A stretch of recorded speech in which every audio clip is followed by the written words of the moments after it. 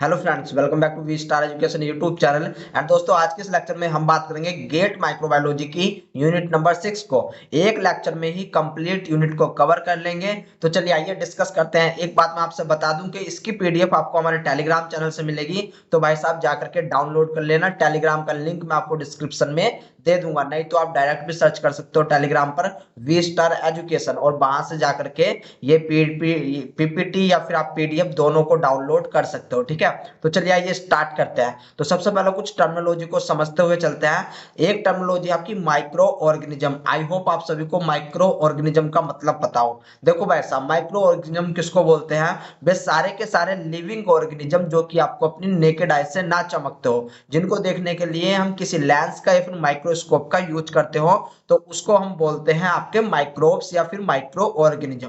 इसमें आपके बैक्टीरिया चले आते हैं, इसमें आपकी फंजाई चले आते हैं, इसमें आपकी बहुत सारे जैसे कि वायरस हो गया, जैसे कि प्रोटोजोन्स हो गया, पैरियोन्स हो गया, वेरियोन्स हो गया, इस प्रकार के माइक्रो ऑर्गेनिज्म चले आते हैं। ठीक है ना। अब यहाँ पर क्या होता है कि ये माइक्रो ऑर्गेनिज्म आपके दो प्रकार के हो सकते हैं। या तो ये आपके लिए बेनिफिशियल हो, ठीक है ना, या तो आपके लिए बेनिफिशियल हो या फिर आपके लिए हार्मफुल हो। अगर ये आपके बेनिफिशियल होते हैं तो आपको कोई प्रॉब्लम नहीं होने वाली है भाई साहब। इनको जो है आप ऐसे के ऐसे रहने दो। लेकिन अगर हार्मफुल हुए तो इनको किल करना, इनको कंट्रोल करना, इनको रोकना, इनको मारना, इनको जन्नत में पहुंचाना, इनको जो है परलोक से धारना हमारा जो है फर्ज बन जाता है। तो हम उसी फर्ज को अपना पूरा करते हैं, और जिसको हम पढ़ते हैं आपका control of micro organism unit में।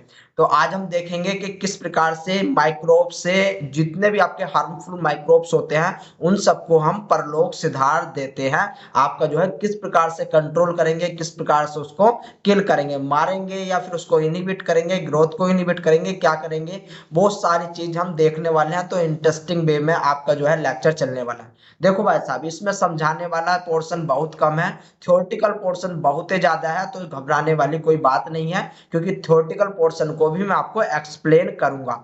आई होप आपके समझ में आया होगा। कंट्रोल ऑफ माइक्रो ऑर्गेनिज्म में हम क्या देखने वाले हैं कि काफी सारे माइक्रोब्स, जितने भी माइक्रोब्स आपके ऐसे होते हैं जो कि आपके लिए, आपकी ग्रोथ के लिए, या फिर आपके जो है आप, हम एक प्रकार से कह सकते हैं जितने भी हम प्रोडक्ट वगैरह बनाते हैं उनके लिए आपका हार्मफुल होते हैं, तो उन सबको किल करना हमारी जिम्मेदारी हो जाती है, रेस्पॉन्सिबिलिटी बन जाती है। तो हम आज इनको ही कंट्रोल करने वाले हैं। किस प्रकार से कंट्रोल करते हैं वो सारी चीज गाइज हम देखेंगे, बट उससे पहले आपको कुछ टर्मिनोलॉजी पता होनी चाहिए। जैसे कि पहले टर्मिनोलॉजी होती है आपकी स्टरलाइजेशन। स्टरलाइजेशन को हम बेसिक टर्मिनोलॉजी में कह सकते हैं कि free from microbes without contamination is called sterilization.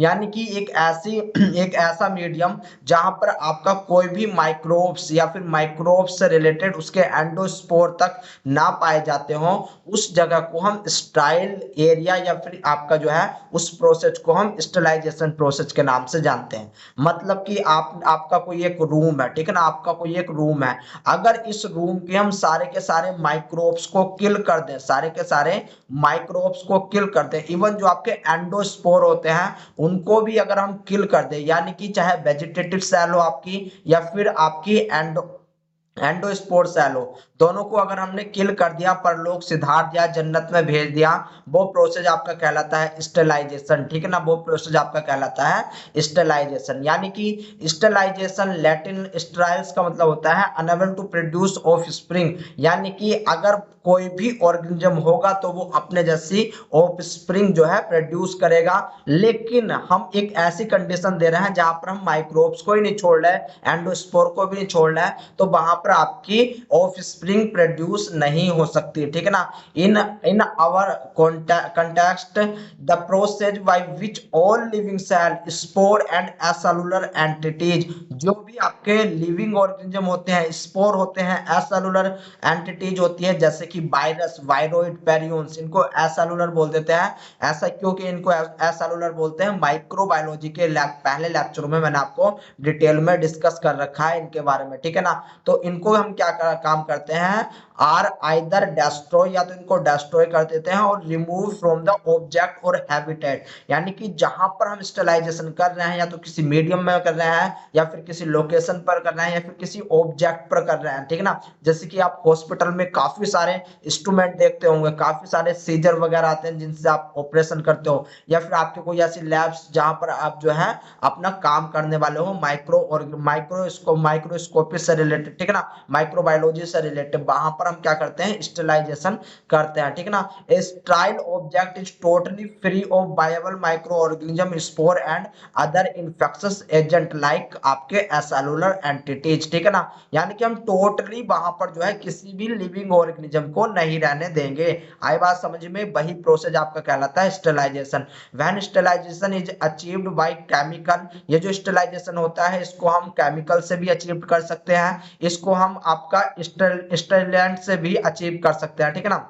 स्टेरिलेंट किसको बोलते हैं, ऐसे केमिकल जो कि आपका स्टेलाइजेशन करवाते हो उसको हम स्टेरिलेंट बोल देते हैं, ठीक है ना। या फिर हम जैसे कि यहाँ पर तो केमिकल की बात हुई है, या फिर हम किसी और चीज से भी स्टेलाइजेशन कर सकते हैं। आई बात समझ में, तो आई होप गाइज आपको स्टेलाइजेशन का मतलब समझ में आया होगा कि पूरी तरीके से हम आपका कंप्लीटली बायोबल फॉर्म को आपका जो है बिल्कुल ही ब्लॉक कर रहे हैं, बिल्कुल ही सप्रेस कर दे रहे हैं। इसके बाद दूसरी टर्मिनोलॉजी आती है दोस्तों आपकी डिसइंफेक्शन, ठीक है ना, डिसइंफेक्शन। अब ये डिसइंफेक्शन का क्या मतलब होता है, यहाँ पर दोस्तों आप किलिंग करते हो, इनहिबिशन करते हो, रिमूवल करते हो माइक्रो ऑर्गेनिज्म का, लेकिन ये जो डिसइंफेक्शन होता है यहाँ पर आप कंप्लीटली रिमूवल या फिर कंप्लीटली किल नहीं कर पाते हो। लेकिन वो कहते हैं ना, आपने एक ऐड भी सुना होगा कि 99% जर्म को जो है सफाया करे, वो आपका डिसइंफेक्टेंट होता है, ठीक है ना। वो आपका क्या होने वाला है, डिसइंफेक्टेंट होने वाला है, क्योंकि ये काफी हद तक, ठीक है ना, काफी हद तक,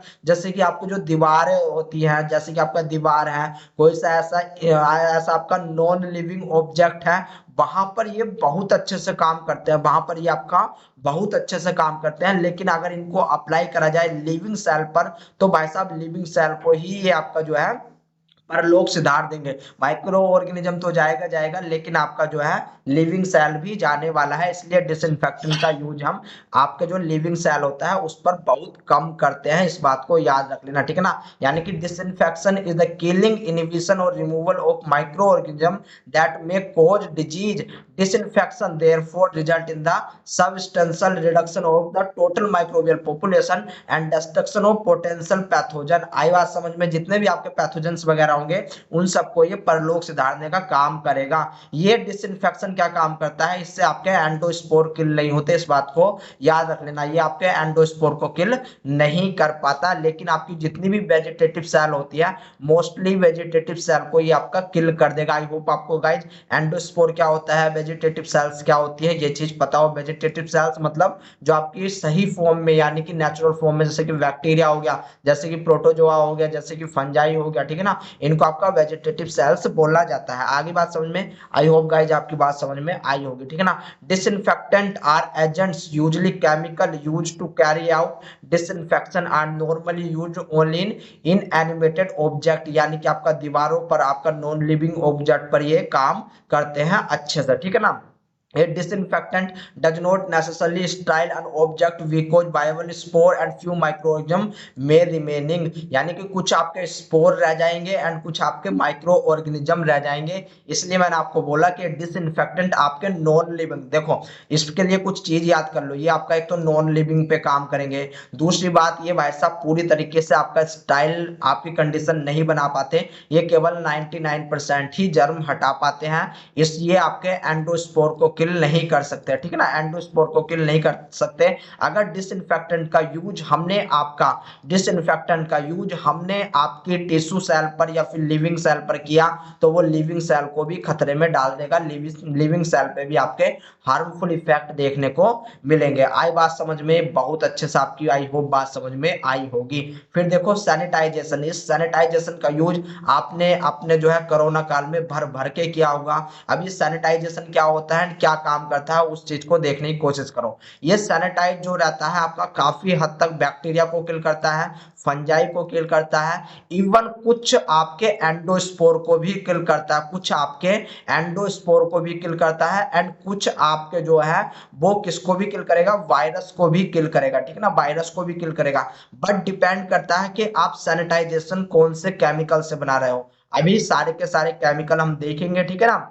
तो ये आपका डिपेंड करता है कि सैनिटाइजेशन आप किस चीज से बना रहे हो, लेकिन आपको पूरा स्ट्राइल फॉर्म मतलब जो आपका स्टेलाइजेशन ये भी प्रोवाइड नहीं कराने वाला। हाँ, आपको बचा लेगा ये, ठीक है ना। आपका जो सैनिटाइजेशन है आपको काफी सारे हार्मफुल पैथोजन से बचा लेगा, यानी कि in sanitization the microbial population is reduce to levels that consider safe by public health standards, ठीक है ना। ये आपके जो जितने भी वायबल सेल्स होती है, जितने भी माइक्रो ऑर्गेनिज्म होते हैं उनकी सेल्स को रिड्यूस कर देता है, आपका कंप्लीटली डिस्ट्रॉय नहीं कर पाता, ठीक है ना। The inanimated object is usually cleaned, जो आपके इनएनिमेटेड एरिया होते हैं जैसे कि आपके घर का फर्श, जैसे कि आपके घर की टाइल्स वगैरह, उनको क्लीन करने में भी ये काम आता है, ठीक है ना। डिसइंफेक्टेंट का भी हम यूज उसको अपने जैसे आपके रूम में आपका प्लास्टर वगैरह है उसको आपका जो है सफाई करने के लिए आपका क्लीनाइजिंग एजेंट की तरह करते हैं, ठीक है ना।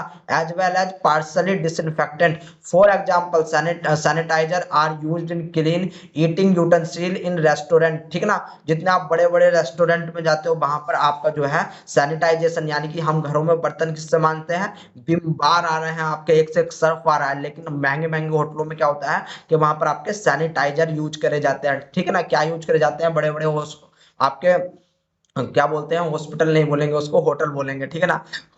होटल में आपके जो है बड़े बड़े क्या यूज मतलब आपके क्या यूज होते हैं, सैनिटाइजर यूज होते हैं। It also is frequently necessary to control micro organism और इन लिविंग टिश्यू, ठीक है ना। यानी कि इसका यूज, एक बात इसमें इंपॉर्टेंट है कि भाई साहब इसका यूज हम लिविंग सेल्स पर कर सकते हैं, ठीक है ना। इसका यूज हम लिविंग सेल पे कर सकते हैं, तो इसका इतना बेनिफिट मिल जाता है, यानी कि इसका यूज आप दोनों जगह कर सकते हो, नॉन लिविंग पे भी एंड आप लिविंग पे भी कर सकते हो, ठीक है ना। ठीक है, आई बात समझ में, आई होप आपकी बात समझ में आई होगी। केमिकल हम बाद में देखेंगे। अब एक और टर्मिनोलॉजी आती है जिसको बोलते हैं आपका एंटीसेप्सिस, ठीक है ना। ये आपकी एंटीसेप्सिस, जैसे कि यहाँ पर नाम समझो, इस एंटी का मतलब होता है अगेंस्ट, सेप्सिस का मतलब होता है पुट्रिफिकेशन, ठीक है ना। आई होप आपको पुट्रिफिकेशन का मतलब पता हो। इज द डिस्ट्रक्शन और inhibition of micro organism on living tissue, ठीक है ना, on living tissue. It is the prevention of the infection of species, ठीक है ना। जब कभी भी आपका चोट वगैरह लगती है, मान लो आपका कोई चोट लग गई, ठीक है ना, तो आपका जो है उस चोट पे ट्यूब लगा दिया जाता है। वो ट्यूब कैसा है, वो आपका एंटीसेप्सिस है, क्योंकि ये आपका लिविंग टिश्यू पर ही अप्लाई होता है, ये आपका लिविंग टिश्यू पर ही अप्लाई होता है। महंगा होता है इसलिए लिविंग टिश्यू पे करते हैं। कहाँ पर आप करने को तो इसको नॉन नॉन ऑब्जेक्ट पे भी कर सकते हो, यानी कि नॉन लिविंग ऑब्जेक्ट पे भी कर सकते हो, लेकिन महंगा ज्यादा होता है, इसलिए इसका यूज हम लिविंग पे करते हैं, ठीक है ना। इसके लिए इसका यूज हम लिविंग पे करते हैं, इस बात को याद रख लेना। फिर इसके बाद आती है एंटीसेप्टिक कंडीशन। अब ये आपके एंटीसेप्टिक कंडीशन क्या होती है, are chemical agent apply to tissue to prevent infection by killing और इनहिबिटिंग पैथोजन ग्रोथ, ठीक है ना। इसका यूज भी हम जब आपके चोट वगैरह लगती है, जब ऑपरेशन करते हैं, स्पेसिफिकली जब ऑपरेशन करने के बाद आपके जख्म को भरा जाता है, जब उस पर लेप लगाया जाता है तो एंटीसेप्टिक का लेप ही लगाया जाता है। They also reduce the total microbial population because they must not cause too much harm to the host. Antiseptic are generally not as toxic as disinfectant, ठीक है ना। ये आपके जो एंटीसेप्टिक होते हैं लिविंग सेल के लिए आपका जो है आप कह सकते हो कि एक प्रकार से टॉक्सिक नहीं होते, ठीक है ना। इसलिए इनको जो है ऐसा बनाया जाता है कि इनकी कीमत बढ़ जाती है, इसलिए ये थोड़े महंगे होते हैं। The exposure of micro organism to increasing biocides, biocides का मतलब क्या होता है, देखो आपके तीन टर्मिनोलॉजी आती हैं। एक होता है आपका साइट्स, ठीक है ना, एक होता है आपका साइट। साइट का मतलब होता है किलिंग, यहाँ पर आपकी किलिंग होगी। इस किलिंग में आपके कौन कौन चले आएंगे, आपके चाहे वेजिटेटिव सेल हो, चाहे आपके एंडोस्पोर हो, ठीक है ना, चाहे आपके एसेलुलर एंटिटी हो, एसेलुलर एंटिटी हो, ये सारे के सारे किल होने वाले हैं। तो ये टर्मिनोलॉजी यूज होती है आपकी साइट्स के लिए। एक दूसरी टर्मिनोलॉजी होती है जिसको बोलते हैं सीडल, जिसको क्या बोलेंगे, सीडल। इसमें क्या होगा कि इसमें आपके वेजिटेटिव सेल जितने रहेंगे, जितने भी आपके वेजिटेटिव सेल हैं वे सारे के सारे किल होंगे, लेकिन यहाँ पर आपका जो एंडोस्पोर होता है, एंडोस्पोर किल नहीं होते गाइज। क्या किल नहीं होंगे, एंडोस्पोर किल नहीं होंगे। एक और तीसरी टर्मिनोलॉजी आती है जिसको बोलते हैं स्टैटिक्स, ठीक है ना, जिसको बोलते हैं स्टैटिक। तो स्टैटिक का मतलब होता है कि आपके जो बैक्टीरिया ग्रोथ है या फिर आपका वायरस वगैरह है उसकी ग्रोथ को हम इनहिबिट कर सकते हैं, ठीक है ना, उसकी ग्रोथ को हम इनहिबिट कर सकते हैं, किल नहीं कर सकते। यानी कि आपका जहां पर वो ग्रोथ जिस जिस पोजीशन में, जिस फेज में वो ग्रोथ पे है अपने, उस फेज में ही हम उसको रोक देंगे, इनहिबिट कर देंगे, ठीक है ना। आपको पता होगा जो बैक्टीरिया रहता है, बैक्टीरिया में आपने ये चार्ट काफी बार पढ़ा होगा, ये आपकी लैग फेज होती है, ठीक है ना, लैग फेज होती है, ये आपकी लॉग फेज होती है, ये आपकी स्टेशनरी फेज होती है, एंड यहाँ पर से फिर आपकी डिक्लाइन फेज स्टार्ट हो जाती है, ठीक है ना। इसमें एडियो फेज आपकी स्टेशनरी फेज होती है, और जो ये लॉग फेज होती है इसको बोलते हैं एक्सपोनेंशियल फेज। इस स्टेशनरी फेज में ही आपकी एंटीबायोटिक का प्रोडक्शन होता है, इस बात को याद रख लेना, ठीक है ना। आई बात समझ में। तो यहाँ पर क्या काम हो रहा है, यहाँ पर the exposure of micro organism to increase biocides, यानी कि ये एंटीसेप्टिक किसकी तरह काम कर रहा है, बायोसाइट्स की तरह काम कर रहा है। Concentration decrease the number of viable organism, ठीक है ना। और ये जो माइक्रो ऑर्गेनिज्म की जो भी आपकी आबादी है, जो भी जनसंख्या है, उसको कम करने की कोशिश कर रहा है, ठीक है ना। तो आई होप आपकी ये टर्मिनोलॉजी भी क्लियर हुई होगी। अब यहाँ पर देखो कि कौन कितनी जल्दी यहाँ पर टाइम वर्सेस आपके जो है नंबर दे रखे हैं। यहाँ पर मैं नीचे आपका टाइम लेकर के चलता हूँ, ठीक है ना, यहाँ पर मैं नीचे आपका ये टाइम लेकर के चलता हूं। तो देखो सबसे ज्यादा टाइमिंग, सबसे कम टाइमिंग में आपके जो है जो स्टेलाइजेशन है, स्टेलाइजेशन आपका काम कर रहा है, ये आपका यहाँ पर पॉपुलेशन है, पॉपुलेशन है, ठीक है ना। तो सबसे ज्यादा आपका कौन किल कर रहा है, स्टेलाइजेशन कंडीशन में किल हो रही है। दूसरे नंबर पे आपका डिसइंफेक्टेंट, तीसरे नंबर पे आपका सैनिटाइजेशन, एंड नंबर 4 आपका एंटीसेप्सिस, ठीक ना, आपका एंटीसेप्सिस। तो इस बात को आप याद रख लेना, ठीक है ना, आपसे कभी कभी पूछा जा सकता है। अब हमने भाई साहब ये तो कुछ टर्मिनोलॉजी पढ़ी, लेकिन हम किस प्रकार से कंट्रोल कर सकते हैं वो चीज समझने की कोशिश करो। तो इसके 3 प्रकार से हम जो है किसी भी बैक्टीरिया को या फिर फंजाई को, माइक्रोब्स को नष्ट कर सकते हैं। जैसे कि पहला होता है आपका फिजिकल। फिजिकल में क्या होता है, जो कि आप फिजिकली रूप से कर सकते हो, यानी कि हीट कर सकते हो, रेडिएशन कर सकते हो। अब ये जो आपका हीट होता है ये भी आपका 2 प्रकार का होता है, ठीक है ना। हीट आपका 2 प्रकार का हो सकता है, या तो आप डायरेक्ट हीट कर सकते हो, यानी कि आप ड्राई हीट कर सकते हो उसको, ठीक है ना, ड्राई, ड्राई माने सूखा, या फिर आप मोस्ट हीट कर सकते हो। मोस्ट हीट मतलब कुछ ना कुछ यहाँ पर लिक्विड की बात करी गई है। जैसे कि आपका ड्राई हीट होता है, इसमें होता है इंसिनेशन। इंसिनेशन मतलब जला दो, किसी भी चीज को डायरेक्ट जला दो। अगर कोई भी चीज आप जला देते हो तो वो बिल्कुल राख हो जाती है, यानी कि चीज स्टेलाइजेशन हो जाती है। यहां पर याद रख लेना, कंप्लीटली आपको अगर कोई चीज डिस्ट्रॉय करनी है, कंप्लीटली कोई चीज डिस्ट्रॉय करनी है, तो ये उस चीज के लिए होता है स्टेलाइजेशन। यहाँ पर आपको कुछ भी नहीं मिलने वाला, केवल और केवल राख मिलेगी, ठीक है ना। इवन जो आपके हॉस्पिटल से निकले हुए जैसे क्लॉथ्स होते हैं, जैसे कि पट्टी वगैरह होती है, ठीक है ना, बैंडेज वगैरह होते हैं, वे सारे के सारे का हम क्या करते हैं, इंसिनेशन करते हैं। आई बात समझ में। इसके बाद ड्राई ओवन, जिसको हम हॉट एयर ओवन के नाम से भी जानते हैं, ठीक है ना, हॉट एयर ओवन के नाम से भी जानते हैं। यहाँ पर क्या होता है, यहाँ पर एक्चुअल में जो आपका टेम्परेचर होता है वो होता है 160 टू 170, ठीक है ना। एंड ये आपका 1 से 3 घंटे के लिए, 1 घंटा, 2 घंटा, 3 घंटा, डिपेंड करता है कि आपकी कौन सी चीज है, क्या चीज को हम आपका हॉट एयर ओवन से आपका जो है स्टाइल कर रहे हैं। यहाँ पर भी आपका स्टेलाइजेशन ही प्रोसेस होता है, ठीक है ना। कौन सा प्रोसेस होता है, स्टेलाइजेशन प्रोसेस होता है। एक्चुअल में हम हॉट एयर ओवन का क्यों यूज करते हैं, हॉट एयर ओवन में हम जितने भी आपके, जैसे कि हॉस्पिटल में आपके ग्लव्स, आप सॉरी ग्लव्स कह रहा हूँ, हॉस्पिटल में आपके ग्लास वेयर वगैरह, लेबोरेटरी में आपके ग्लास वेयर वगैरह होते हैं, जितने भी आपके इंस्ट्रूमेंट होते हैं, ठीक है ना, या फिर जिन हॉस्पिटल के अंदर जो है, जैसे कि आपका आप कह सकते हो कि जिनसे आपका ऑपरेशन होता है ना, जैसे कि आपके फोर्सेप, आपका जो है सीजर, ठीक है ना,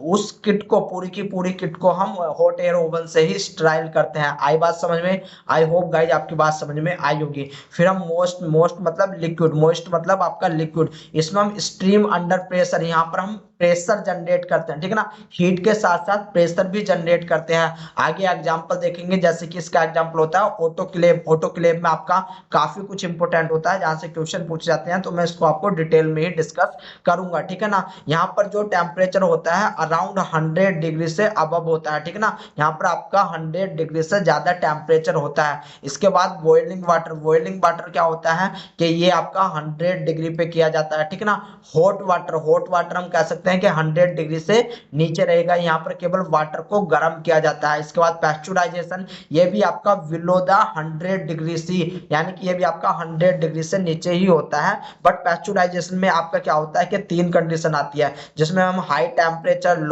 लो टाइम, ठीक ना, आपका लो टाइम, हाई टेम्परेचर, ये सारी चीजें बात करेंगे, पैस्चुराइजेशन से पूछा जाता है, इसलिए इसको भी मैं डिटेल में डिस्कस करूंगा। एक बात मगर आपको यहाँ पर याद रखनी है, जितने भी आपके 100 डिग्री से नीचे, जितने भी आपके 100 डिग्री से नीचे आपका जो है हीट करी जा रही है, उन सब में आपके केवल और केवल वे एज ए डिसइंफेक्शन की तरह ही काम करेंगे, स्टेलाइजेशन नहीं कर सकते। अगर स्टेलाइजेशन करना है तो आपको टेम्परेचर 100 डिग्री से ऊपर रखना पड़ेगा, ठीक है ना, आपको टेम्परेचर हमेशा 100 डिग्री से ऊपर रखना पड़ेगा। तो ये था आपका फिजिकल मेथड, इसको हम डिटेल में डिस्कस करेंगे आगे। अब देखो कुछ होते हैं आपके केमिकल, केमिकल जैसे कि केमिकल एजेंट में पहले आती है आपकी गैसेस, जैसे कि गैसेस में आपकी काफी सारी गैसेस होती है, ठीक है ना। आगे मैंने डिस्कस किया आपको डिटेल में कि आपका कौन सा एज ए सिडल की तरह काम करेगा, डिसइंफेक्शन की तरह कौन सा काम करने वाला है। गैस आपसे पूछी भी जाती है, जैसे कि फॉर्मल्डिहाइड वगैरह वगैरह गैस होती है, तो हम सबका यूज करेंगे। ये दोनों की तरह काम करता है, स्टेलाइजेशन भी एंड डिसइंफेक्टेंट की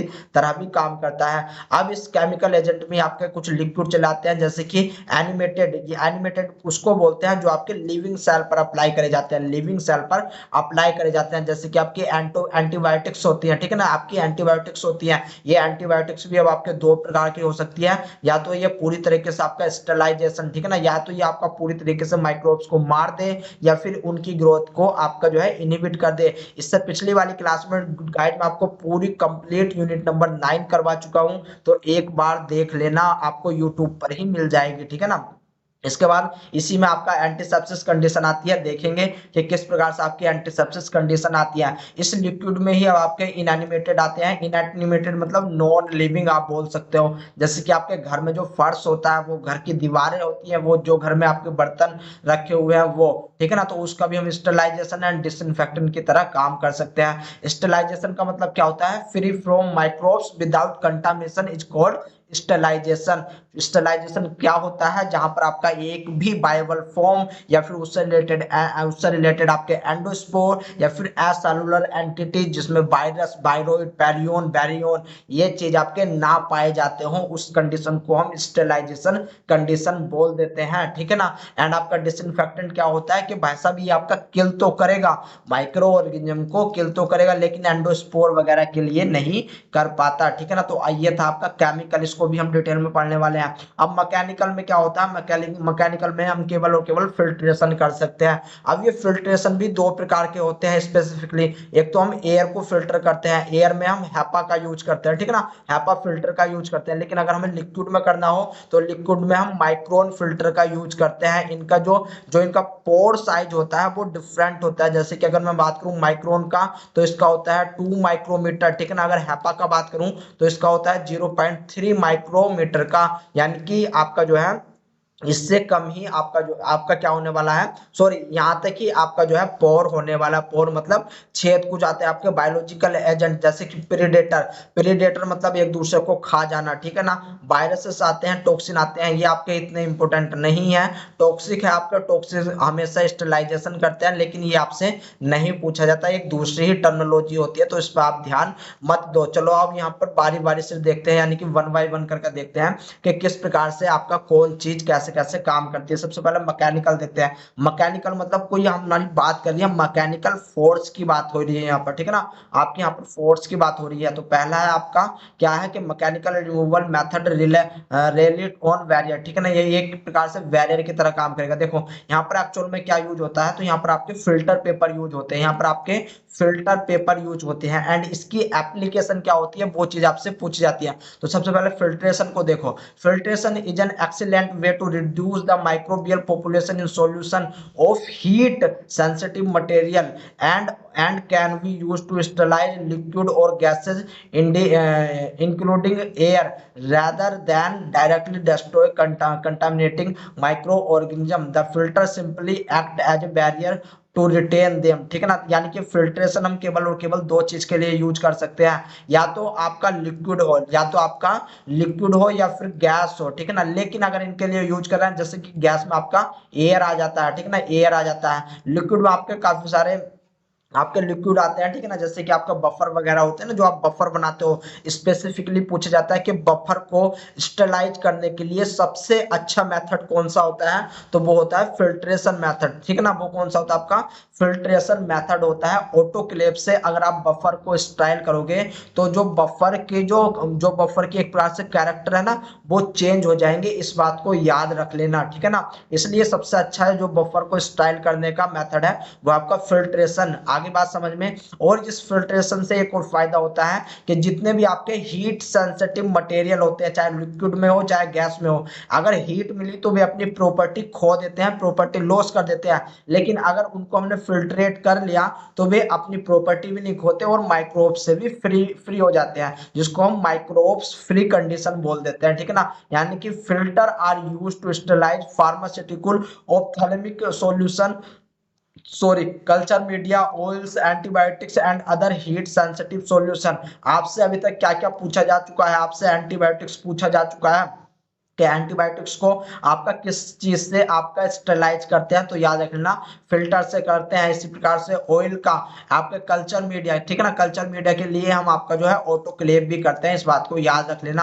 अभी हम जस्ट आपका आगे बात करेंगे। ये जो आपका कल्चर मीडिया होता है ये एक्चुअल में आपका जो है, आप देखो आपके जो मीडिया होते हैं वे भी काफी प्रकार के होते हैं। चलो मैं इससे नेक्स्ट क्लास मीडिया की है तो उसमें डिटेल में डिस्कस करूंगा, ठीक है ना। आई बात समझ में, आई होप आपकी बात समझ में आई होगी। फिल्ट्रेशन का मतलब आपको पता चला होगा, ठीक है ना। यहाँ पर थोड़े से और फिल्ट्रेशन देखने की कोशिश करो। जैसे कि पहला होता है आपका हैपा फिल्टर, ये गाइज आपसे पूछा जाता है, जिसकी फुल फॉर्म होती है हाई एफिशिएंसी पार्टिकुलेट एयर, ठीक है ना, हाई एफिशिएंसी पार्टिकुलेट एयर, यानी कि use of high efficiency particulate air. यहाँ पर जो साइज होता है 0.3 माइक्रोन का, आपसे काफी सारे इंटरव्यू में पूछे जाता है ये साइज, ठीक है ना। इसके बाद आपका मेम्ब्रेन फिल्ट्रेशन आता है। ये मेम्ब्रेन फिल्ट्रेशन से देखो, हैपा फिल्ट्रेशन से आप एयर को जो है फिल्टर कर सकते हो। जो ये लगे हुए रहते हैं आप देखते हो अपने, जो आपका एलएफ होता है, जो आपका एलएफ होता है लेमिनार एयर फ्लो, जो आपकी माइक्रोबायोलॉजी की लैब्स होती है, ठीक है ना, उसमें आपके लगे हुए होते हैं हैपा फिल्टर। इसके बाद मेम्ब्रेन फिल्टर, ये मेम्ब्रेन फिल्टर का जो साइज आता है वो आपका 0.2 माइक्रोमीटर का होता है, याद रख लेना। जो ये मेम्ब्रेन फिल्टर है, इसी मेम्ब्रेन फिल्टर से आपके बफर को फिल्टर किया जाता है, ठीक है ना, इसी से आपका बफर को फिल्टर किया जाता है। ये दो ही इंपॉर्टेंट है, वैसे तो आपके और भी जैसे कि डेप्थ फिल्ट्रेशन हो गया, ठीक है ना, और भी काफी ज्यादा है, लेकिन भी आपसे नहीं पूछे जाते हैं। इनके एग्जांपल एंड यूजेज आपको बिल्कुल भी नहीं छोड़ने, ठीक है ना, याद रख लेने हैं। ये आपके operating room, isolation unit, heating and air condition system, vacuum cleaner, इन सब में आपका हैपा फिल्टर का यूज होता है, ठीक है ना।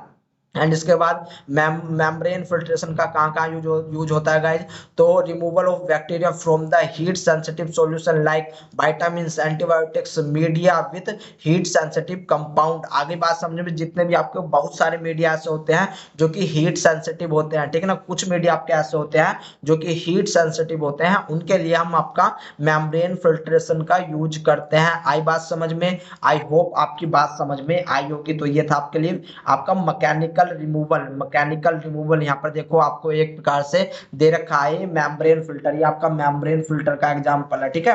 तो एक जस्ट आपका सिंपल सा होता है, क्या होगा कि नीचे आपका एक नीचे आपका एक बीकर रखा हुआ है, यहाँ पर आप जो है एक फिल्टर सेट करोगे, ठीक है ना। फिल्टर सेट करोगे, बस उसी के थ्रू आपका जो भी सॉल्यूशन है, जो भी लिक्विड है, जो भी गैस है, उसको आप छान लोगे। यानी कि आप जो है, जो आपके घर में आटा छानने वाली चन्नी या फिर आपको चाय छानने वाली चन्नी होती है ना, सेम फिल्ट्रेशन वही मेथड होता है इसका, ठीक है ना, वही मेथड होता है। दूसरा होता है आपका फिजिकल कंट्रोल, ठीक है ना। ये आपका जो है मैकेनिकल था। अब आपका आ जाता है फिजिकल कंट्रोल मेथड, इस बात को ध्यान में रख लेना, ठीक है ना। फिजिकल में सबसे पहले आता है आपका हीट। हीट में मैंने सबसे पहले यहाँ पर रखा है मोस्ट हीट, जिसमें हम ऑटोक्लेव करते हैं। जो मोस्टली ऑटोक्लेव करते हैं वो होता है आपका 121 डिग्री सी एट 15 psi, ठीक है ना। ये आपका पास्कल पर प्रेशर होता है, ठीक है ना। ये आपका क्या होता है, ये आपकी पास्कल की यूनिट होती है। एंड इसके बाद ये 15 मिनट के लिए आपका यूज होता है। लेकिन क्या केवल ऑटोक्लेव हम यही आपका ऑटोक्लेव है? तो यही आपका ऑटोक्लेव नहीं होता। ऑटोक्लेव को मैंने आगे और भी अच्छे से डिस्कस किया है, ठीक है ना। एंड इसके बाद हम मोस्ट हीट में आपका बॉइलिंग, पैस्चुराइजेशन। पैस्चुराइजेशन में भी आपका जो है 3 कंडीशन बनती है। एक होती है आपकी 63 डिग्री सी फॉर 30 मिनट, एक होती है आपकी 71.7 degree C for 15 second, and एक होती है आपकी 170 डिग्री फॉर 1 to 2 सेकेंड, ठीक है ना। या फिर मोर देन 2 सेकेंड, इसको आप रख सकते हो मोर देन 2 सेकेंड, ठीक है ना। मोर देन 2 सेकेंड भी आप इसको कर सकते हो, मतलब मोर देन 2 मतलब आपका 3-4 सेकेंड के लिए, बस इतना ही, इससे ज्यादा आपका नहीं हो सकता, ठीक है ना। तो इसको हम जरा थोड़ा आगे देखेंगे, तो घबराने वाली कोई बात नहीं। पैस्चुराइजेशन को बॉइलिंग आपका 100 डिग्री पे होता है, बॉइलिंग आपका 100 डिग्री पे होता है। एंड 100 डिग्री पे आपका जो है इस सिस्टम को, जहां पर आपका बॉइलिंग 100 डिग्री पर हो एंड एग्जैक्ट इसको टाइम मिले, तो उसको हम टिंडलाइजेशन बोलते हैं, ठीक है ना। किस क्या बोलेंगे? टिंडलाइजेशन भी बोलते हैं। दूसरा आता है आपका ड्राई हीट। ड्राई हीट में मतलब सूखा, आपका सूखा टेम्परेचर। इसके बाद इसमें फर्स्ट होता है इंसिनेशन। इंसिनेशन मतलब किसी चीज को जला देना। जैसे कि मान लो अगर आपको जो भी हॉस्पिटल में से आपने गाउन्स वगैरह निकाला है, तो उसको डायरेक्ट आप जला दो, किस्सा खत्म, पैसा हजम और भैया अंतराक्षरी भी समाप्त। इसके बाद रेड हॉट आपका यूज किया जाता है। जो आप इनोकुलेशन लूप देखते हो ना, इनोकुलेशन लूप, जो उसका आगे का वो डायमीटर वाला सर्कुलर एरिया देखते हो, जो नाइक्रोम का बना होता है, निकिल प्लस क्रोमियम का बना होता है, उसको हम रेड हॉट करते हैं, ठीक है ना। रेड हॉट करते हैं, ये भी आपका ड्राई हीट का एक मेथड है। दूसरा होता है आपका फ्लैमिंग, ठीक ना। हम फ्लैम, जैसे कि आप देखते हो जब मीडिया को पोर करते हो ना, तो आप क्या काम करते हो, उसको जो भी आप या तो पैटर प्लेट में कर रहे हो, या फिर अगर किसी बीकर से या फिर किसी दूसरे फ्लास्क से आप जो है मीडिया पोर कर रहे हो, तो मीडिया पोर करोगे तो आप फ्लेम के सामने करते हो। काम पर करते हो, फ्लेम के सामने करते हो। या फिर अब जब आप टेस्ट ट्यूब खोलते हो, तो उसको, उसके मुंह को आप फ्लेम के सामने जो है लेकर के जाते हो, ठीक है ना। तो ये आपका फ्लेमिंग मेथड होता है। इसके बाद हॉट एयर ओवन, जहां पर आप ओवन का यूज करते हो। डिफरेंट डिफरेंट टाइप के ओवन होते हैं, ठीक है ना। यहाँ पर ओवन के लिए मैं आपको बता दूं, क्योंकि मैंने ओवन को आगे आपका जो है डिस्कस नहीं किया है, यहीं पर समझ लो। ओवन जो होता है आपका 160 डिग्री से लेकर के 160 डिग्री से लेकर के 170 डिग्री तक इसका टेम्परेचर होता है। एंड इसका जो टाइमिंग होता है, याद रख लेना, किसी किसी बुक में 1 दे रखा है, किसी में 2 दे रखा है, किसी में 3 दे रखा है। यहाँ पर एग्जैक्ट क्या मान के चले, मोस्टली आपका 2 के लिए, मतलब 2 आवर के लिए होता है। और डिपेंड करता है कि आप किस प्रकार का जो है ओवन में प्रोडक्ट यूज कर रहे हो, ठीक है ना। मेनली जो होते हैं आपके टेस्ट ट्यूब यूज होते हैं, ठीक है ना। जितने भी आपके ग्लास वेयर होते हैं, वे सारे के सारे आपके हॉट एयर ओवन में ही होते हैं। आई बात समझ में? तो यहाँ पर आप इसको अगर मैं नॉर्मली लेकर के चलूँ, 162 2 आवर जो आपका इंडस्ट्री में किया जाता है, ठीक है ना। ये आपका इंडस्ट्री में किया जाता है। आई बात समझ में? आई होप गाइज आपकी बात समझ में आई होगी। दूसरा होता है आपका रेडिएशन। रेडिएशन अब आपकी 2 प्रकार की होती है। पहला होता है कोल्ड, ठीक है ना। दूसरा होता है आपका हॉट स्टेलाइजेशन। अब इनको कोल्ड एंड हॉट क्यों कहते हैं, बात करेंगे। तो सबसे पहले रेडिएशन में आपका आयनाइजिंग। आयनाइजिंग मतलब जो आपकी आयन स्फीयर में है, आयन स्फीयर में जो आपकी अंतरिक्ष में है, आप इस प्रकार से भी याद रख सकते हो। एंड जब आप इस पृथ्वी की सरफेस से, यानी कि इसके एटमॉस्फेयर से बाहर निकलते हो, तब आपको दिखेंगे अंतरिक्ष में X ray, cathode ray, gamma ray, cosmic rays. ये सारी की सारी क्या काम करेंगी, अगर आप इनके कांटेक्ट में डायरेक्ट आ जाते हो, तो भाई साहब जो आपका डीएनए है, जो आपका न्यूक्लियोटाइड्स है, उस डीएनए में जो हाइड्रोजन बॉन्ड बना हुआ है, ये इस प्रकार से जो हाइड्रोजन बॉन्ड से जुड़े हुए होते हैं, तो सबसे पहला इफेक्ट जो भी है, एक्सरे हो, कैथोड रे, जो गामा रे, जो सबसे पहले क्या काम करेगी, आपके इस डीएनए को जो है वो डिग्रेड कर देंगी, ब्रेक डाउन करने वाली है हाइड्रोजन बॉन्ड को, यानी कि यहाँ पर पूरा का पूरा डीएनए डिग्रेडेशन आपको देखने को मिलेगा। और यहाँ पर क्या होता है, एक्चुअल में जो अंतरिक्ष है उसका एनवायरमेंट जो है कोल्ड है, ठीक है ना, आपका जो है कहीं पर कोल्ड है कहीं पर हाई है, उस चीज से मतलब नहीं है। यहाँ पर जो गामा रेज होती है, एक्चुअली इसका नाम कोल्ड एंड आपका हॉट क्यों रखा, वैसे तो हॉट यहाँ पर देखो, अब यहाँ पर क्या था कि जो आपका आयनाइजिंग है जिसमें आपका यूवी लाइट पड़ रही है, एक्चुअल में यूवी लाइट जो है स्किन को हॉट कर देती है, ठीक है ना, स्किन को आपका हॉट कर देती है, गर्म कर देती है। तो अगर इसको गर्म, ये इसको गर्म कह दिया हमने तो दूसरे वाले को कोल्ड कह दिया, बाकी ज्यादा इसका कोई मतलब नहीं होता। लेकिन कभी कभी आपसे टर्मिनोलॉजी पूछ लेते हैं कि हॉट स्टरलाइजेशन में क्या क्या आता है, कोल्ड स्टरलाइजेशन में आपका क्या क्या आता है, ठीक है ना। तो आपको पता चला होगा जो आपका नॉन आयनाइजिंग होता है, यहाँ पर आपका UV rays and IR rays चली आती है। यहाँ पर देखो अब यूवीआर में क्या होता है कि यूवीआर आपका यूज होता है, जैसे कि वाटर को हम जब याद रख लेना, जब हम वाटर को प्यूरिफाई करते हैं ना, या फिर अदर किसी दूसरी चीज को प्यूरिफाई करते हैं, जैसे कि आपके काफी सारे खाने वाले प्रोडक्ट ऐसे होते हैं जिनको हम यूवी से आपका स्टाइल करते हैं। यूवी के अंदर एक प्रॉब्लम होती है, यूवी स्टाइल करती तो है लेकिन ये कंप्लीटली स्टाइल नहीं कर पाती, क्योंकि जो आपका यूवी लाइट की पेनिट्रेशन पावर है ना, जो पेनिट्रेशन पावर है वो बहुत ही कम है आपकी पेनिट्रेशन पावर, ठीक है ना, compare to X ray, cathode ray, gamma ray इनसे। इसलिए क्या काम करता है कि ये जो यूवी रे है ये केवल और केवल आपका सरफेस पे ही काम करेगा, ठीक है ना, सरफेस पे ही काम करेगा। और काफी सारे bacteria and you can see pathogen ऐसे होते हैं कि वे अपनी जो सरफेस होती है उनको दोबारा से हील कर लेते हैं। जैसे कि मैं अगर आपसे एक एग्जांपल आपके लिए बताता हूँ, ठीक है ना, आई होप आपको चाहे माइक्रोबायोलॉजी के स्टूडेंट हो या फिर ना हो, आपके समझ में ये आ जाएगा। आप क्या काम करो कि आप एक पैटर प्लेट लो, इस पैटर प्लेट पे आप किसी भी बैक्टीरिया को ग्रो करवाओ, ठीक है ना, मल्टीपल बैक्टीरिया को यहाँ पर आप ग्रो करवा सकते हो। जब आपके मल्टीपल बैक्टीरिया, मान लो इस पैटर प्लेट में आपके काफी सारे बैक्टीरिया, ठीक है ना, आपके काफी सारे बैक्टीरिया है, इसको आप एक्सपोज कर दो, यानी कि 30 मिनट के लिए यूवी लाइट की रेंज में रख दो। कितनी मिनट के लिए, 30 मिनट के लिए यूवी लाइट की रेंज में रख दो। एंड इसके बाद इसको आप डायरेक्ट ले जा करके, यानी कि यहाँ से आप उठाओ इसको एंड डायरेक्ट जब इसको आप सनलाइट में रखोगे ना, जब आप इसको डायरेक्ट सनलाइट में रख दोगे तो जो यहाँ पर बैक्टीरिया डैमेज हुए थे, जो आपका डाइमराइजेशन फॉर्म बना था बैक्टीरिया के अंदर, एक्चुअल में यूवी लाइट क्या काम करती है, ये डाइमराइजेशन फॉर्म बना देती है, यानी कि थायमीन की जो पेयरिंग है वो थायमीन से करवा देती है, उस चीज को हम डाइमराइजेशन बोलते हैं, ठीक है ना। तो ये जो डाइमराइजेशन बना है ये एक्चुअल में सनलाइट की प्रेजेंस में जाकर के एनवायरनमेंट के अंदर आपको क्या होने वाला है, आपका रिवर्स हो जाता है, ठीक है ना, आपका रिवर्स हो जाता है, यानी कि सही हो जाते हैं बैक्टीरिया। इसलिए जो आपका यूवी लाइट है इसको हम आपका नहीं बोल सकते कि ये आपका स्टेलाइट प्रोसेस है, ठीक है ना, ये हम इसको आपका स्टेलाइट प्रोसेस नहीं बोल सकते। लेकिन अगर ये आपकी सेल के अंदर जाता है और आप बहुत दिनों से, याद रखना कुछ घंटों से कुछ नहीं होता, बहुत दिनों से इस यूवी लाइट के कांटेक्ट में हो तो आपके जो सेल्स है वे म्यूटेशन की तरफ चले जाएंगे, क्योंकि आपके सेल्स के अंदर इतने डीएनए के डाइमर बन जाएंगे ना कि भाई साहब उनको हील करने का समय आपका नहीं मिल पाएगा, ठीक है ना, उनको हील होने का समय नहीं मिल पाएगा। आगे बात समझ में, आई होप आपकी बात समझ में आई होगी। जितने आपके एक्सरे, कैथोड, गामा रेज होते हैं, अब इनकी एक एप्लीकेशन होती है जो कि आपसे पूछी भी जा चुकी है।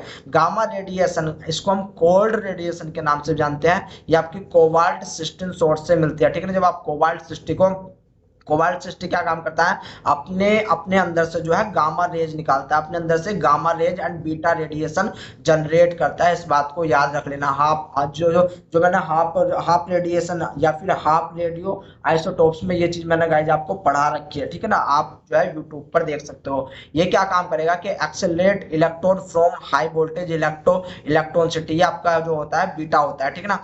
Are use the cold sterilization of antibiotics, hormones, structure and plastic disposable supply such as syringe, ये सभी के सभी को स्टेरिलाइज करने के लिए, यानी कि किस को, एंटीबायोटिक्स को, हार्मोन्स को, structure and plastic disposable supply of syringe and आपका जो है गामा रेडिएशन ही काम में आने वाली है। गामा या फिर आपका कैथोड एक्सरे भी आपकी जो है काम में आती है, स्पेसिफिकली गामा के लिए मेंशन किया हुआ है, ठीक है ना। तो गामा के यहाँ पर आप जो है काम मत बोलना। Gamma radiation and electron beams have also been used to sterile and pasteurize meat and other foods, ठीक है ना। ये आपका जो है स्टरलाइज कर देती है अदर जितने भी आपके जैसे कि मीट वगैरह होते हैं ना, तो उनको भी ये आपका जो है स्टरलाइज कर देती है।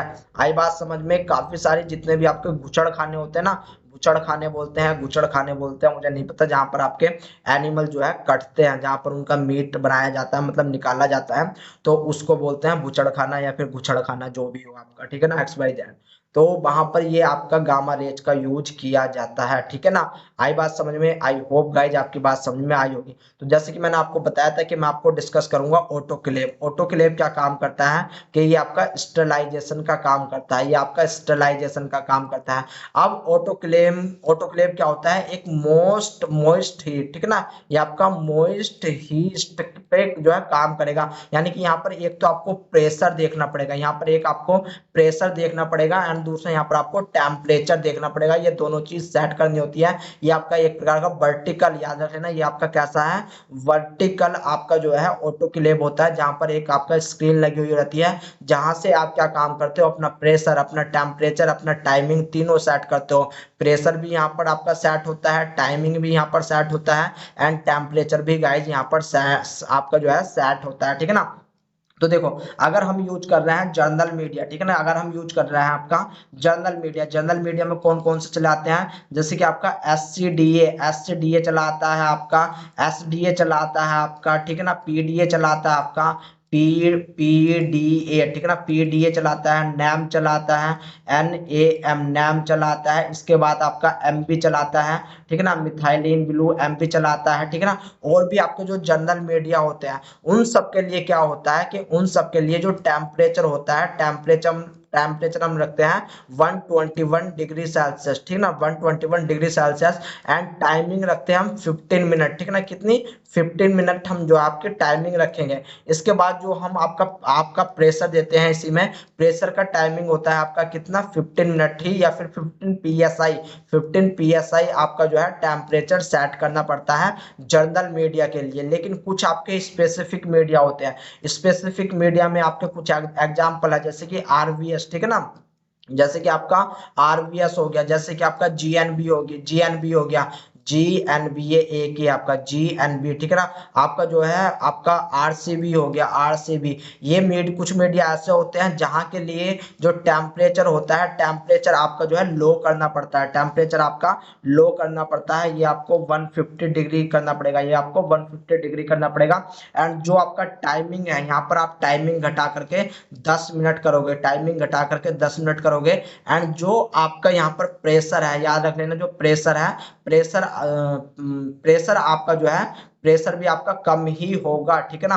प्रेशर यहाँ पर आपका 10 होगा, ठीक है ना, प्रेशर आपका 10 होगा। जो टाइमिंग है, टाइमिंग आपकी 15 ही मिनट रहेगी, टाइमिंग 15 मिनट रहेगी। लेकिन जो प्रेशर है वो प्रेशर आपका 10 psi होने वाला है, 10 psi होने वाला है। आगे बात समझ में, अगर भाई साहब आपकी बात समझ में आ गई है तो सही है, ठीक है ना। एक कॉल आ रही है, जरा मैं देख लेता हूँ किस भाई साहब की कॉल है वो, क्योंकि भाई साहब ये जरूरी होता है ना। ओके मिस्टर, ओके, एक मैसेज भी है भाई, थोड़ा सा मैसेज देख लेता हूँ यार।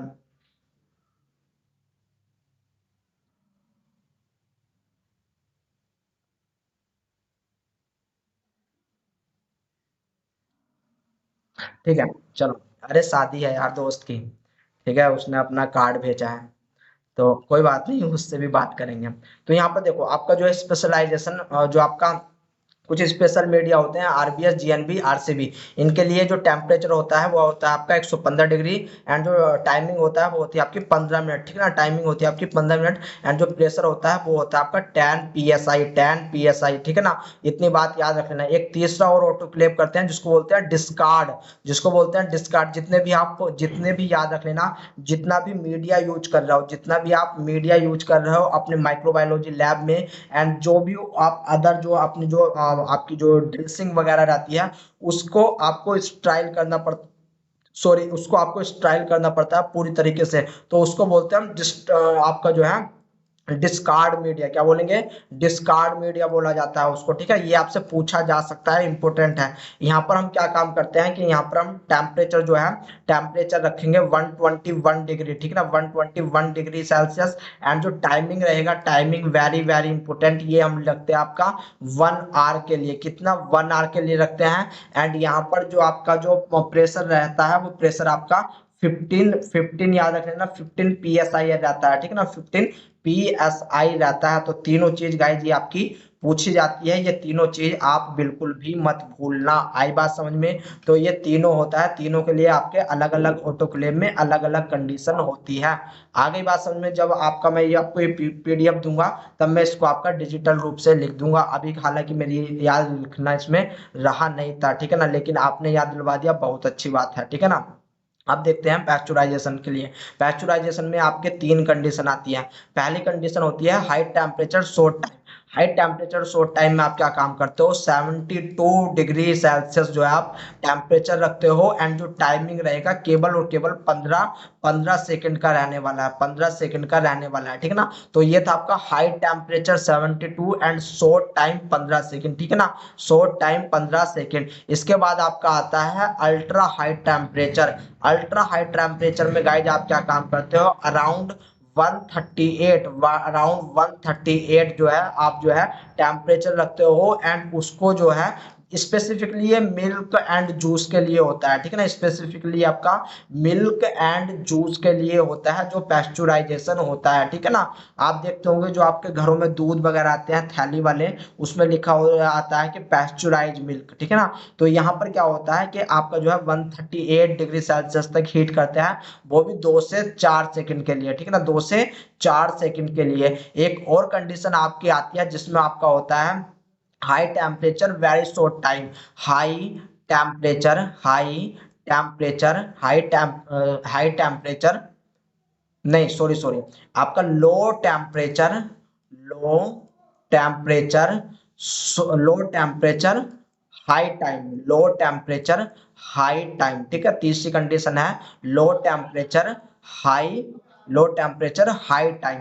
यहाँ पर क्या होगा, जो टेम्परेचर है वो आपका 62.8 डिग्री सेल्सियस होता है, कितना, 62.8। इसको हम डायरेक्टली 63 भी लिख सकते हैं, ठीक है ना, 63 डिग्री सेल्सियस फॉर 30 मिनट, ठीक है ना, for high high high time देना पड़ेगा फॉर 30 मिनट। तो जैसे कि देखो इसके नाम बता रहे हैं यहाँ पर जो है, अगर आपका टेम्परेचर ज्यादा हो रहा है टाइमिंग घट रहा है, टेम्परेचर अगर आपका कम हो रहा है तो टाइमिंग बढ़ रहा है, बस यही 2 चीज है, इतनी चीज आपको याद रखनी है। एंड गाइज यहाँ पर क्या होगा, जब हम ये टेम्परेचर देंगे ना, तो ऐसा नहीं कि हमने टेम्परेचर दे करके छोड़ दिया, हमको जो है जो अपना मिल्क है या फिर जूस है उसको सेक करते रहना है, उसको घुमाते रहना है, उसको हम जो है स्ट्रीमिंग करते रहेंगे उस चीज की, ठीक है ना। आई बात समझ में? तब हम ये आपका पैस्चुराइजेशन यूज करते हैं, ठीक है ना। इसके बाद एक मेथड फिजिकल में और बचता है सोनिकेशन। एक्चुअल में ये एक प्रकार से साउंड, साउंड का आप इसको बोल सकते हो, ये आपका जो है साउंड से रिलेटेड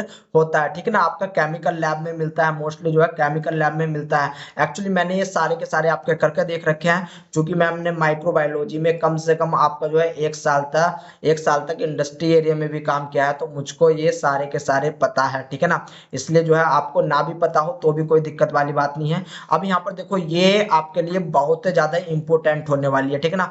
बॉइलिंग आप 100 डिग्री पे करते हो, ड्राई हीट हो या ओवन 170 डिग्री पे आप 2 आवर के लिए करते हो। एंड यहाँ पर एग्जाम्पल से पूछा जाएगा, ठीक है ना, एग्जाम्पल से पूछा जाएगा, अपने माइंड में इतनी बात याद रख लेना, ठीक है ना। लेक्चर लंबा हो रहा है इसलिए मैं यहाँ पर इसको नहीं पढ़ सकता, लेकिन आपको इसकी PDF मिल जाएगी क्लियरिटी में, तो आप एक बार PDF जा करके जरूर डाउनलोड कर लेना भाई साहब, ठीक है ना। इंसिडेशन मतलब जला देना, ऑटोक्लेव मतलब आपका मोस्ट हीट, पैस्चुराइजेशन मतलब ये भी मैंने आपको समझा दिया है। कोल्ड में आपका रेफ्रिजरेटर एंड फ्रीजिंग, ठीक है ना।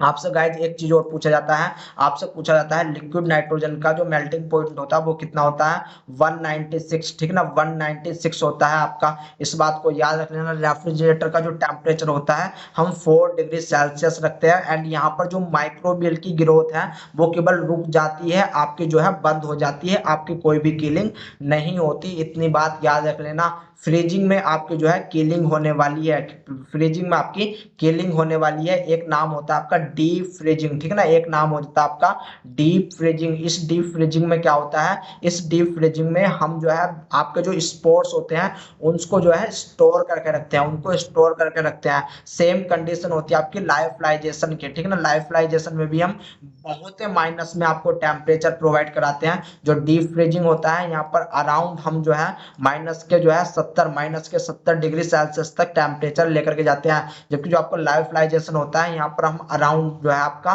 कितने, तो अराउंड 120, ठीक है ना, आपका अराउंड आई थिंक माइनस के 122 आपका जो है 100 टेम्परेचर तक लेकर के जाते हैं लाइफलाइजेशन में। ये भी आपका जो है स्पोर को जो है स्टोर रखने की एक टेक्निक्स होती है, ठीक है ना। इसके बाद हाई प्रेशर प्रोसेसिंग, ये चीज मैंने आपको बता दी है, ठीक है ना। आपके बाद में इसमें आपका ज्यादा कुछ नहीं बचता। लाइफलाइजेशन एक बार देख लेना, ये आपका प्रिजर्वेशन किया जाता है फूड लेबोरेटरी कल्चर एंड आपका जो है और अदर रिएजेंट के लिए आपका यूज किया जाता है। आयनाइजेशन मैंने आपको बता दिया है, नॉन आयनाइजेशन आपको मैंने बता ही दिया है, ठीक है ना। आगे बात समझ में, तो ये चीज इंपॉर्टेंट है, इस चीज को आप एक बार देख लेना। इसके बाद तीसरी बात आती है आपकी microorganism are control by chemical agent. अब इस केमिकल एजेंट में आपके दो आते हैं, एक होता है आपका गैस, दूसरा होता है आपका लिक्विड। एक होता है गैस, दूसरा होता है लिक्विड। केमिकल रिएजेंट क्या होते हैं, chemical can be employed for sterilization, disinfectant and antiseptic, antisepsis, ठीक है ना। तो तीनों की तरह काम करते हैं, स्टरलाइजेशन भी कर सकते हैं, डिसइंफेक्टेंट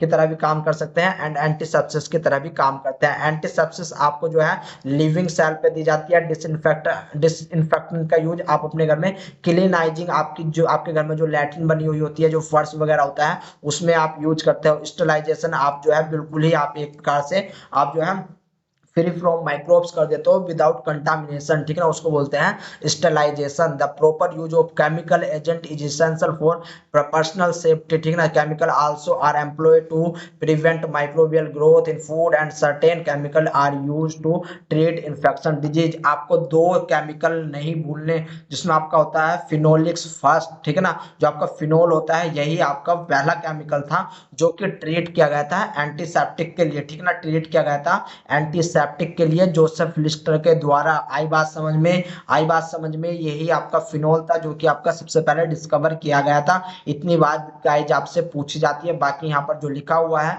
वो पढ़ लेना। लाइजोल एक मिक्सचर होता है आपका फिनोलिक्स का, ठीक है ना, लाइजोल आपका मिक्सचर होता है फिनोलिक्स का, ठीक है ना। इसके बाद आपके अल्कोहल आ जाते हैं। अल्कोहल आपका क्या काम करता है, वेरी वेरी इंपॉर्टेंट। अल्कोहल में आपसे एक क्वेश्चन भी पूछा जाता है कि अल्कोहल आपका क्या काम करेगा, क्या ये स्टरलाइजेशन कर देता है, क्या ये आपका जो है एंडोस्पोर को मार देता है, वायरस को मार देता है। तो याद रख लेना, आपका जो अल्कोहल रहता है वो वेजिटेटिव सेल को तो मारेगा ही मारेगा, आपका इसके साथ साथ एंडोस्पोर को भी ये स्वर्ग सिधार देता है, लेकिन सभी को नहीं, कुछ एंडोस्पोर्स को।